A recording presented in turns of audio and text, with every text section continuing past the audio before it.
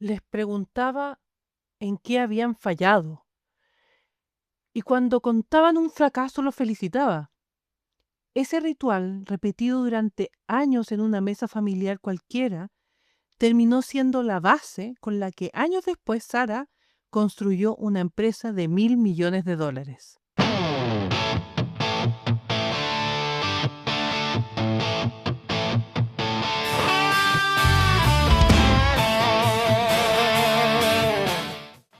Tienes un jefe que nunca te da un día libre, que siempre encuentra algo que mejorar en lo que hiciste, que mueve la meta cada vez que llegas. Y ese jefe eres tú. Da igual si emprendes, si trabajas en una empresa o si haces freelance. Probablemente te reconoces. Terminaste algo y en vez de registrar el logro, tu cabeza ya está en lo que falta, en lo que podría haber sido mejor, en lo que no alcanzaste a hacer. Eso tiene un nombre: autoexigencia. Y la mayoría la confunde con ambición, porque se parecen. Las dos te empujan, las dos te mantienen en movimiento, pero una te construye y la otra te desgasta. Hoy quiero hablar de esa diferencia y de cómo Sara Blakely, la fundadora de Spanx, construyó una empresa de más de $1.000 millones con una relación con el fracaso que va en contra de todo lo que nos suelen enseñar.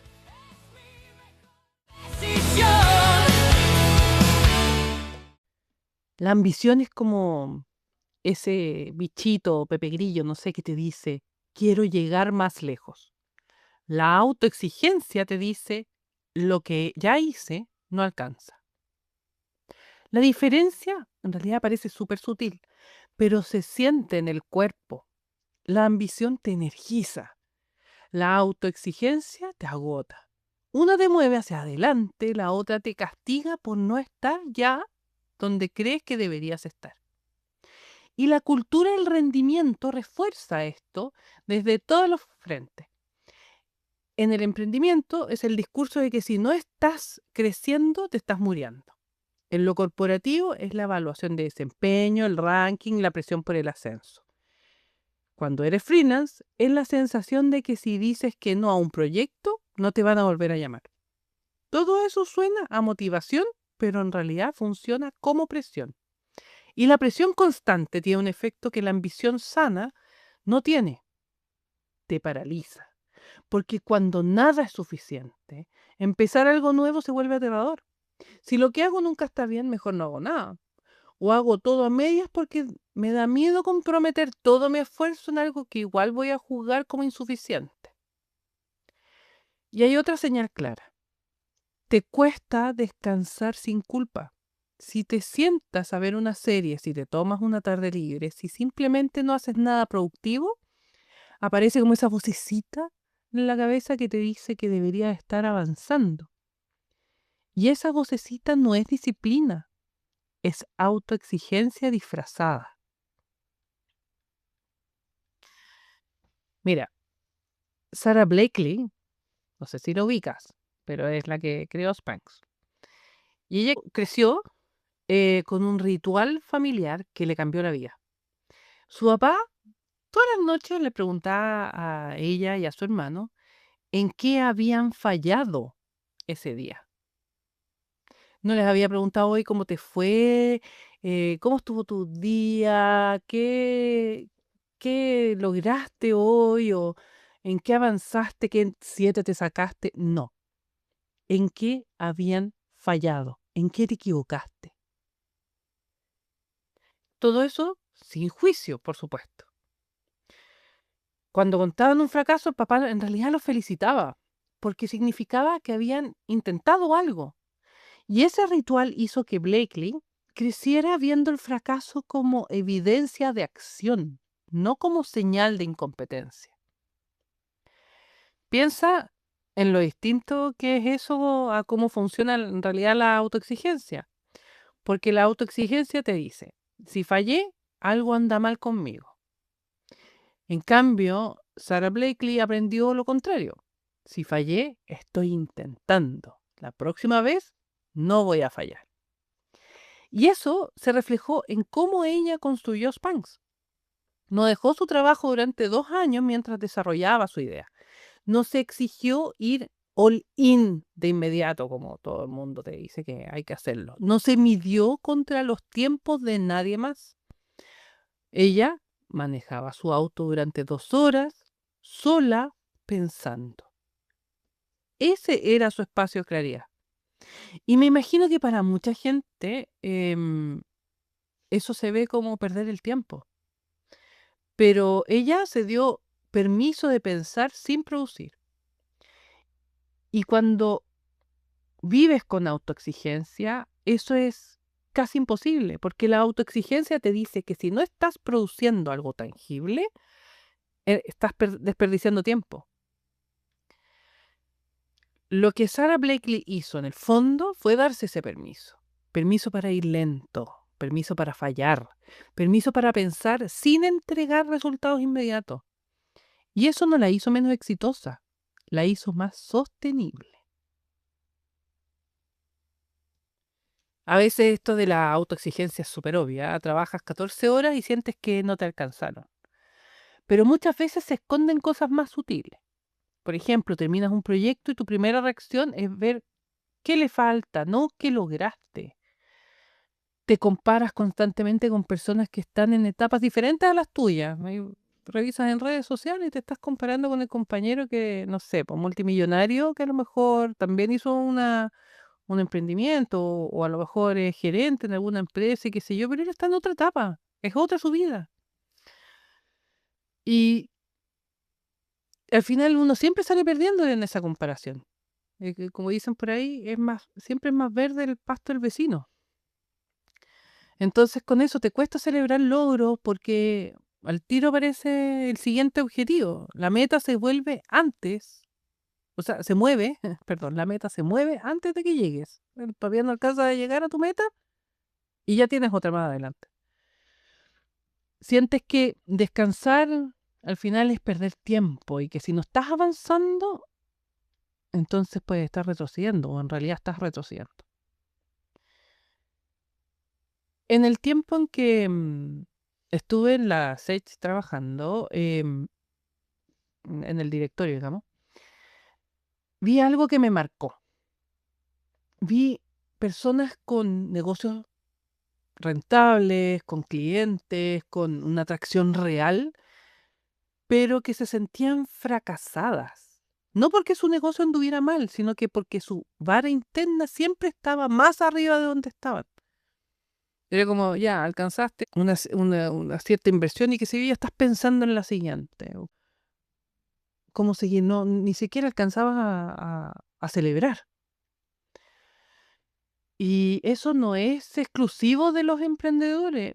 Lo mismo le pasa a cualquier profesional con buen sueldo que siente que debería estar más arriba. O la freelancer que cumple con todos sus clientes, pero se acuesta siempre pensando en lo que no alcanzó a hacer. O quizás está haciendo esto, está trabajando en horario, con su libertad, fue lo que eligió, pero pensando en, no estoy avanzando en mi carrera. ¿No te pasaba eso de repente? La brecha entre lo que logras y lo que te exige, ahí es donde está el agotamiento. Si te reconoces en más de 2 de estas señales, lo que sigue es para ti. De la urgencia falsa que me tiene rota, mayor bienestar, mayor éxito. Antes de continuar, déjame saber si te está gustando, siguiéndome y activando la campanita. Es que aprendí a diseñar. La investigadora Kristin Neff lleva más de 20 años estudiando la autocompasión. Y sus hallazgos desafían lo que muchos creen. Las personas que se tratan con compasión a sí mismas, cuando fallan, rinden mejor que las que se autocastigan. Producen más, persisten más y se recuperan más rápido de los errores. Son más resilientes también. Todo eso suena un poco contradictorio, ¿no? Pareciera que ser duro contigo mismo te hace más fuerte, pero lo que los datos muestran es lo opuesto.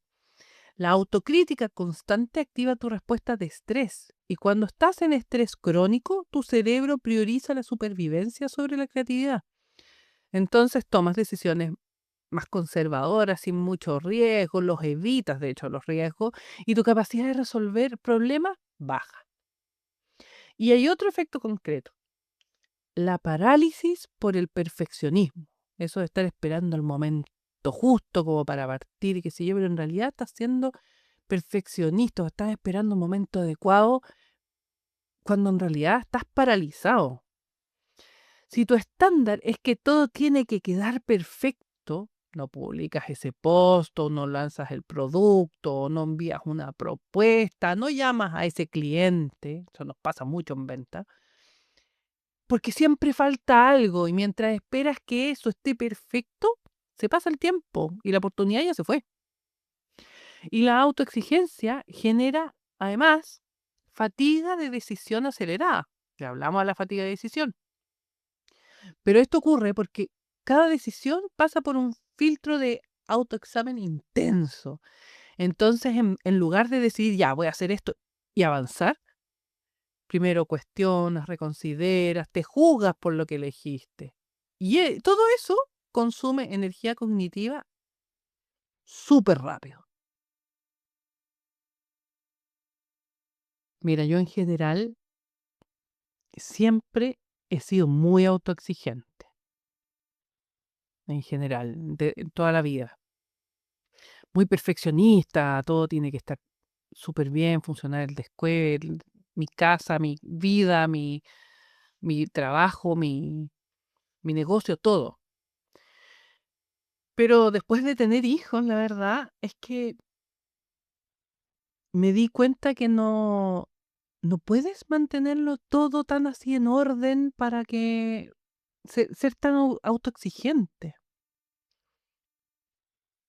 Yo me acuerdo cuando tuve mi hija mayor, de hecho, era tanto mi estrés que empecé a tener problemas en la vista. Me acuerdo que el oftalmólogo me decía: "Tu problema", porque me costaba como enfocar cuando cambiaba de vista de cerca a vista de lejos. Y el oftalmólogo me decía: "No, lo tuyo no es físico, es estrés, es en el fondo estás tan preocupada de tu hija, de que esté bien y qué sé yo, que la miras mucho de cerca. Entonces eso es lo que hace que cuando tú miras para más de lejos, te cuesta enfocar. Estás muy concentrada en tu guagua". Y claro, efectivamente, cuando uno, sobre todo mamá primeriza, por lo menos en mi caso, quería que todo saliera perfecto. Yo pensaba siempre, mucho estrés por o cualquier cosa que yo pueda hacer o que en lo que me equivoque, lo voy a arruinar. Cuando debiera haber estado todo ese rato disfrutando a mi guagüita pequeña, de haber disfrutado todo ese proceso. Bueno, finalmente lo hice, pero y después con el tiempo me fui dando cuenta que cada niño es como es, algunos más desordenados, otros menos, obviamente siempre enseñándoles, etcétera. Y yo siempre fui muy, muy autoexigente. Solamente esta semana, por ejemplo, hubo cosas que, bueno, en realidad la semana pasada también, tengo que decirlo, pero habían situaciones en las que yo estaba dándole, dándole, empujando, empujando, y menos me resultaban, y menos me resultaban, menos me resultaban, hasta que de repente uno suelta y dije, ya, ¿sabes qué? Esto lo entrego al universo, que sea lo que tenga que ser, y ¡pum! Empiezan a salir las cosas. Muchas veces uno cae en eso de ser autoexigente, pero lo que a mí en lo particular me ha ayudado mucho es enfocarme en las metas, en la consecución de metas, cosas pequeñas. Por ejemplo, no sé, pues de repente tú, no sé, por decir, el promedio de vistas de un post tuyo son, no sé, 200.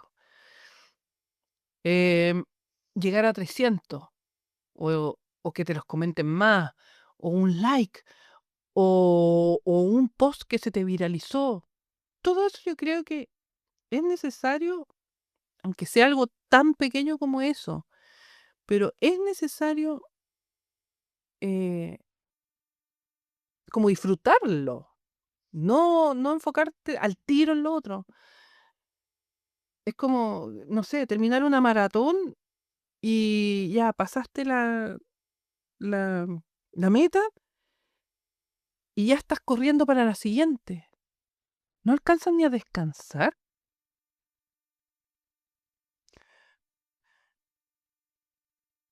Entonces de repente empezar a ver los resultados como datos y no como un veredicto, que si no me salió bien o no llegué a lo que yo esperaba, entonces voy a fracasar. No, sino que, oh, perfecto, no resultó como esperaba, ¿cómo lo hacemos mejor? De eso se trata en el fondo, como si algo no te funcionó, ver qué fue lo que pasó y qué podrías cambiar. Ayúdate de amigos que tengan más experiencia, ir a estos eventos de networking de repente que existen. No sé, incluso preguntarle a la inteligencia artificial si quieres, pero no quedarte en ese como loop, ¿no? Como pensando, eh, de qué es lo que habría hecho mejor. Y yo sé que suena súper simple, pero cambiar el foco del juicio al aprendizaje en realidad requiere harta práctica. Uno siempre cae, insisto, yo también caigo de repente en eso. Y eso también es porque el hábito de uno autocastigarse está súper instalado.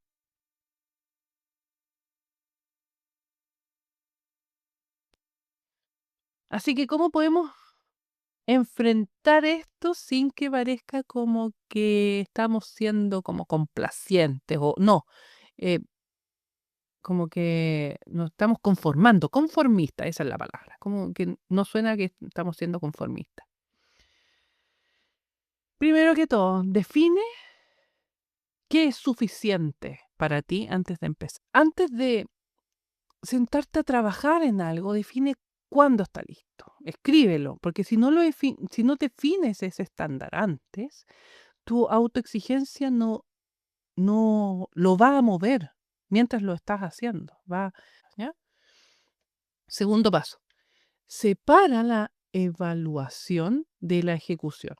O sea, cuando estás creando, no lo juzgues al mismo tiempo. Primero crea y lo evalúas después, como estás pintando un cuadro. Primero termina un primer borrador, por así decirlo. No sé, la guada, cuando estás trabajando, ¿sí? Pintando el cuadro. Ahí recién, ya sí, esto podría mejorar, etcétera, etcétera, y seguir con el siguiente paso. ¿Ya? Entonces, crea primero y evalúa después. Y si mezclas ambos procesos, es que cuando uno normalmente se paraliza o de repente empiezas a hacer algo como mejorarlo, entre comillas, sobre la marcha y termina en cualquier cosa. Pierdes el foco también. ¿Ya? Tercer paso, registra lo que sí hiciste. Al final del día anota 3 cosas que completaste. Yo lo que hago es todos los días pongo, ya, son las cosas que tengo que hacer, por ejemplo. Mi to-do list, mi lista de tareas. Y una vez que las completo, le hago el check. Eso es súper bueno porque al final del día puede ser que te haya llegado, te falten varias, pero tú ves lo que hiciste. A veces uno no se da cuenta de todo lo que realmente hizo, completó. Yo antes de hacer esa lista o de tener esta lista de tareas, no me daba cuenta qué era lo que había completado. Para mí era como seguir, seguir. Y eso es agotador. Entonces, tener claro que, mira, completé todo hoy día. Perfecto. ¿Ya? Por eso, fijarte en lo que sí hiciste. Y eso entrena además a tu cerebro a ver los avances reales en lugar de ver estas como brechas imaginarias. Usa también mi framework FARO para decidir dónde invertir tu energía. Recuerda, FARO es foco, acciones, recursos, objetivo. Si algo no pasa el filtro de FARO, dale permiso de ser suficiente en lugar de perfecto. No todo merece tu mejor esfuerzo. Algunas cosas solo necesitan estar hechas. Más vale hecho que perfecto, dicen por ahí. Y hay algo que parece súper chico, pero que en realidad sí importa. Cuando alguien te felicite por algo, quédate con eso un momento antes de pensar en lo que falta. Eso de cuando alguien te felicite por algo, decir gracias en lugar de, ay, sí, pero es que... No, gracias, gracias y disfrútalo. Esa pausa de reconocimiento es un acto de resistencia contra esa autoexigencia.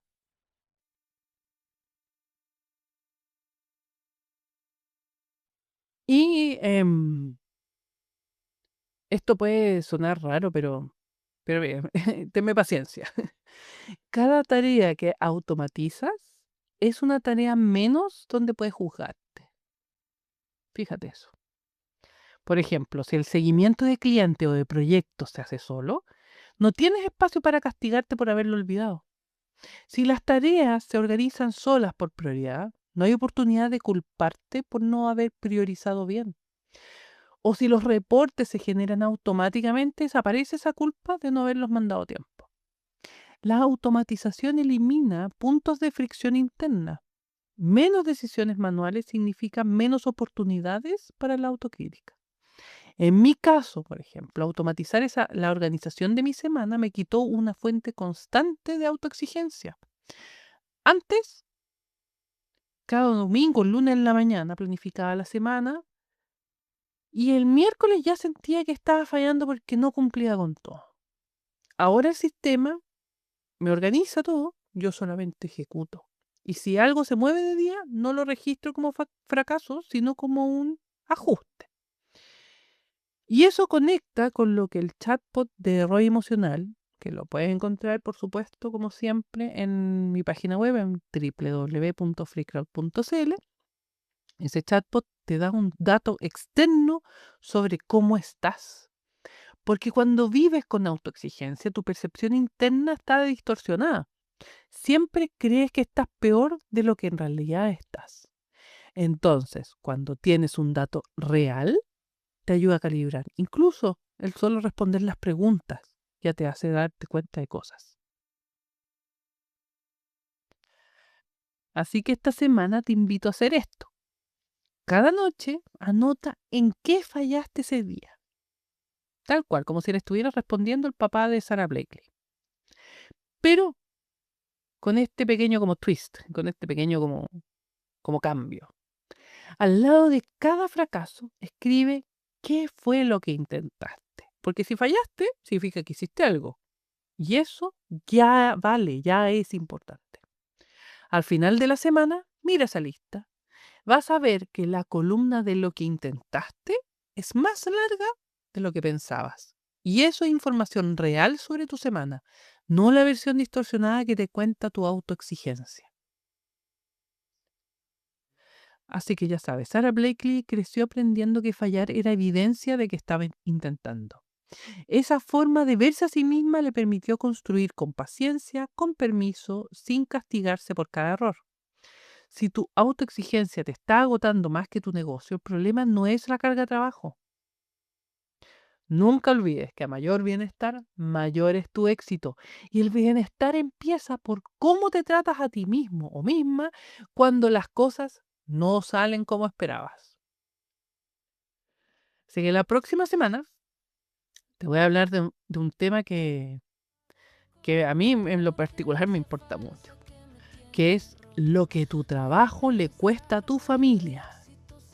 Yo te voy a contar una historia de una persona que conocí en la SECH que me cambió la perspectiva sobre este tema. Y en el newsletter de esta semana te voy a compartir un ejercicio de autocompasión aplicado al trabajo que uso cuando me pillo en modo de autoexigencia, con preguntas concretas para distinguir cuándo te estás empujando hacia adelante y cuándo te estás castigando. Como siempre, si no estás suscrito, te puedes suscribir gratis en www.freecrowd.cl. Muchas gracias por escucharme hasta el final y nos encontramos en el próximo episodio.